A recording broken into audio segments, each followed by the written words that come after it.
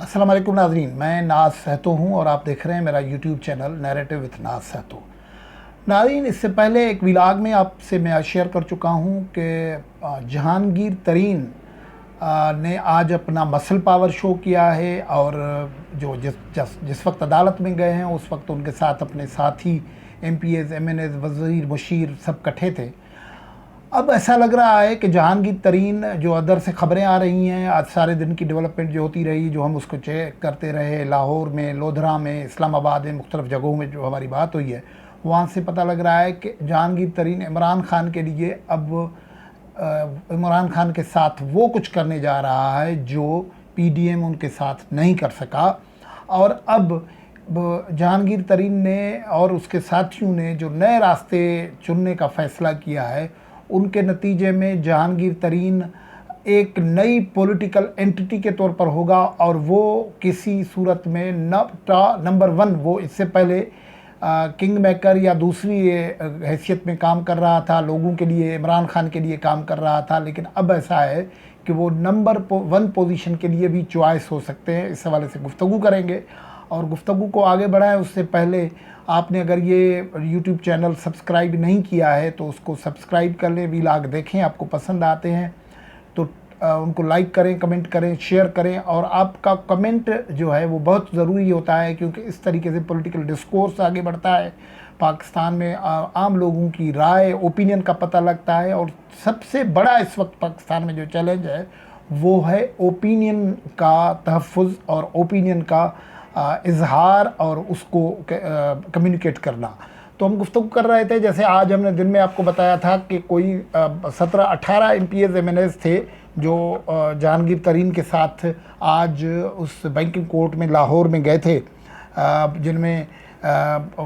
ये जो हमें सूरत थी, जो हमें पता लगा था कि उस वक्त 3 MNAs थे, राजा रियाज साहब, ग़ुलाम बीबी भिरवाना साहब और ग़ुलाम लाली साहब थे। और प्रोविंशियल मिनिस्टर जो थे उनमें नौमान लंगड़ियाल थे, जवार वड़ाइच थे, नज़ीर बलोच साहब थे, मुशीर जो थे असलम भरवाना थे, अब्दुल दस्ती साहब थे, खुरम लगारी थे, तायर रंधावा थे, अमीन एम खान थे, ग़ुलाम गौसंगा से सलमान नईम थे, साजिद वड़ाइच थे। अब ये वापसी के बाद जो हमें ख़बरें मिल रही हैं कि वो जो गो के राजा रियाज ने ये फरमाया है कि इमरान खान को अगर जेल में भी डाल दिया जाए तो वो वहाँ से निकल के अपने आप को पाक साफ साबित करने के बाद PTI में इमरान खान के लिए के साथ जाके मिलेंगे। ये बात उनकी ज़ाहिर है पॉलिटिक्स में चीज़ें तब्दील होती हैं। जो इनसाइड स्टोरीज़ हमें मिल रही हैं कि इमरान खान, जहांगीर तरीन ने एक बहुत बड़ा ब्लॉग इकट्ठे किया था और वो ये लोग ही नहीं थे। आज गुज़श्ता दिन सुबह को जब जहांगीर तरीन साहब के नाश्ते पे लोग इकट्ठे हुए थे तो इनसे ज़्यादा MNAs, MPAs, वज़ीर, मुशीर मौजूद थे वहाँ, लेकिन जहांगीर तरीन ने ये मुनासिब समझा कि कुछ लोगों को कहा जाए कि वो साथ चलें और कुछ लोग को रिक्वेस्ट किया गया कि नहीं, आप साथ अभी नहीं चले, पूरी ताकत दिखाने का वक्त नहीं आया है, वो आगे दिखाएंगे। तो ये जो सूरत है कि इनके साथ ख़बरें जो हैं वो ख़बरें ये है कि इमरान खान इसके जहांगीर तरीन के साथ कोई 10 से 12 MNAs साथ हैं और वो जो MPAs हैं वो उनकी तादाद भी 35 से 40 के करीब है। अब इमरान खान की जो हुकूमत है वो उसको चाहिए हुकूमत चलाने के 172 वोट्स, और इस वक्त जो नो कॉन्फिडेंस का वोट हुआ था उस वक्त इमरान खान को कॉन्फिडेंस दिया था, वो अदम एतमाद का जो वोट दिया था, नो कॉन्फिडेंस नहीं था, वो एतमाद का वोट था, उसमें 178 MNAs ने उसे वोट दिया था। तो इसका मतलब है ये अगर ये 12 लोग चले जाएं 178 से तो 166 वोट रह जाएंगे जिन्हें इमरान खान की हुकूमत चली जाएगी इस तरीके से। और सेनेटर्स का भी एक अच्छा खासा ब्लॉक है जो जहांगीर तरीन के साथ है। और जो पंजाब हुकूमत है उसको चलाने के लिए भी ऐसा है कि उनको 190 वोट्स चाहिए प्रोविंशियल असेंबली में, और इस वक्त जो 190 वोट उनके पास हैं और 180 वोट उनको चाहिए। लेकिन जो 35 से 40 का ब्लॉक जहांगीर तरीन के साथ MPAs का मौजूद है, अगर वो किसी वक्त भी मामला हो जाए तो और वो अपनी हिमायत विथड्रॉ कर ले تو بزدار حکومت یا پنجاب میں پی ٹی آئی کی حکومت بھی دھڑن تختہ ہو جائے گی، گر جائے گی۔ تو جہانگیر ترین نے آج جو گفتگو کی ہے وہ بھی بڑی نپی تلی الفاظ میں کی ہے۔ اس نے کہا کہ میں تو دوست ہوں، آپ مجھے دشمنی کی طرف کیوں دھکیل رہے ہیں، میں 1 سال سے خاموش رہا ہوں۔ تو یہ دیکھیں، اس کا مطلب تو آپ کو پتہ ہے کہ کیا ہے، کہ بھائی دیکھیں، وہ جہانگیر ترین بنیادی طور پر عمران خان کی طرح، اس میں تو کوئی دو رائے نہیں ہے کہ وہ اسٹیبلشمنٹ کی پالیٹکس کرتے ہیں۔ وہ کبھی کسی پارٹی کے ساتھ نہیں جاتے جب تک انہیں، یا اس کا ساتھ نہیں چھوڑیں گے جب تک انہیں اس قسم کا کوئی اشارہ نہ مل جائے۔ اگر آپ یہ بھی دیکھیں کہ جہانگیر ترین کوئی پی ٹی آئی کے فاؤنڈرز میں سے نہیں ہے۔ جہانگیر ترین، کئی لوگ یہ کہتے ہیں، مبصرین یہ کہتے ہیں، اور سب لوگوں کو پتہ ہے کہ اس وقت پی ٹی آئی اس نے جوائن کیا تھا جب ان پی ٹی آئی پہ دست شفقت آ چکا تھا، اس کے بعد یہ آ گئے تھے اور دوسرے بھی لوگ آ گئے تھے۔ تو اب جہانگیر ترین کا جو شیخ رشید اور دوسرے لوگ باتیں کر رہے ہیں، شیخ رشید نے گزشتہ دنوں ایک نہیں بلکہ ایک سے زیادہ انٹرویوز میں یہ بات کی تھی، جب ان سے پوچھا گیا کہ جہانگیر ترین کا وہ جہاز کہاں گیا جو آپ کو پکڑ پکڑ کے ادھر لا رہا تھا ممبرز کو، تو اس نے کہا وہ جہاز تو تباہ ہو گیا، وہ اب نہیں ہے موجود۔ تو جو علامتی گفتگو تھی، یہ ساری چیزیں رپورٹ ہوئی ہیں، اور جہانگیر ترین یہ سمجھتے ہیں کہ ان کے خلاف ایک مکمل لابی ہے، اور ان میں خاص طور پر وہ جو عمران خان کے پرسنل سیکریٹری ہیں،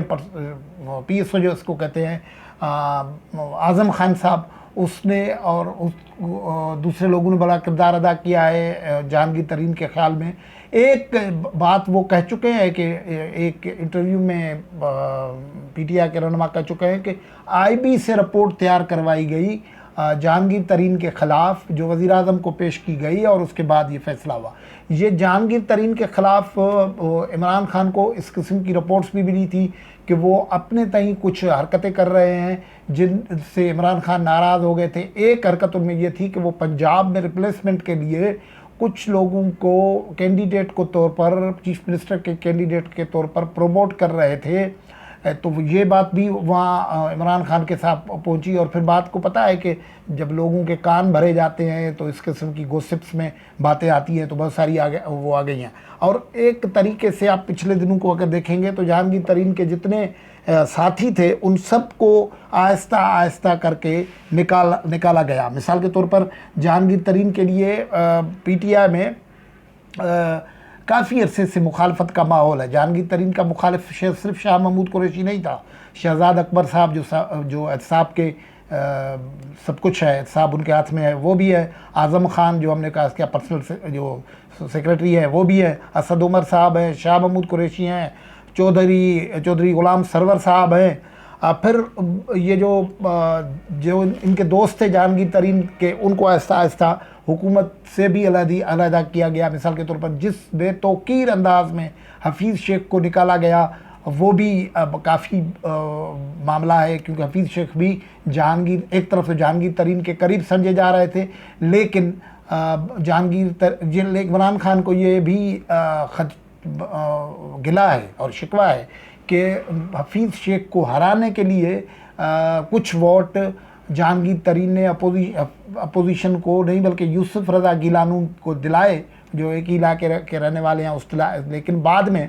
جب اعتماد کا ووٹ ہوا تو یہ راجہ ریاض اور دوسرے کہہ رہے ہیں کہ اگر وہ جہانگیر ترین بیچ میں نہیں آتے تو یہ اعتماد کا ووٹ ہو نہیں سکتا تھا، تو اس وقت انہوں نے یہ کام کیا تھا۔ تو اس طریقے سے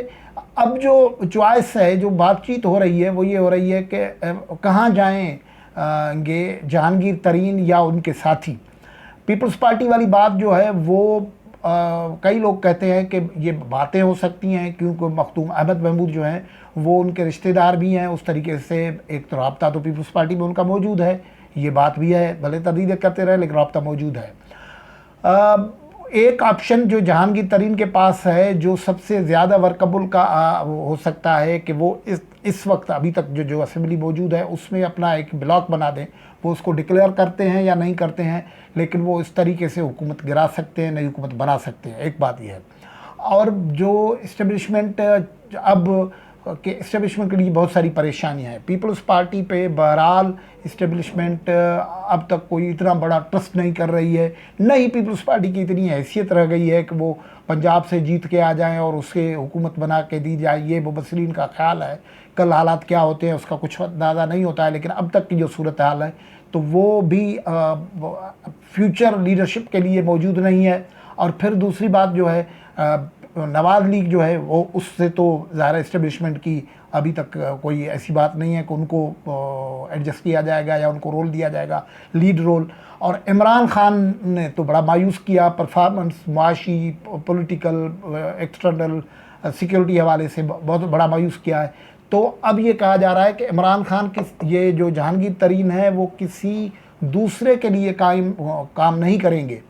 کسی دوسرے کے لیے جہاز نہیں اڑائیں گے، کسی دوسرے کے لیے ATM بن کے کام نہیں کریں گے. وہ یہ ہو سکتا ہے کہ جیسے لیڈرشپ تیار ہوتی ہے نا، اس کے لیے جیل میں ڈالنا، کیسز کو بھگتانا اور پروسیس سے نکالنا. تو اب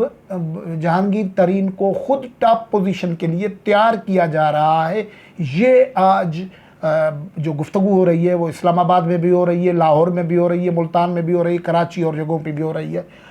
اس سلسلے میں جو اپڈیٹ ہوتے رہیں گے ہم آپ کو اپڈیٹ کرتے رہیں گے. گفتگو سے اجازت، اللہ حافظ.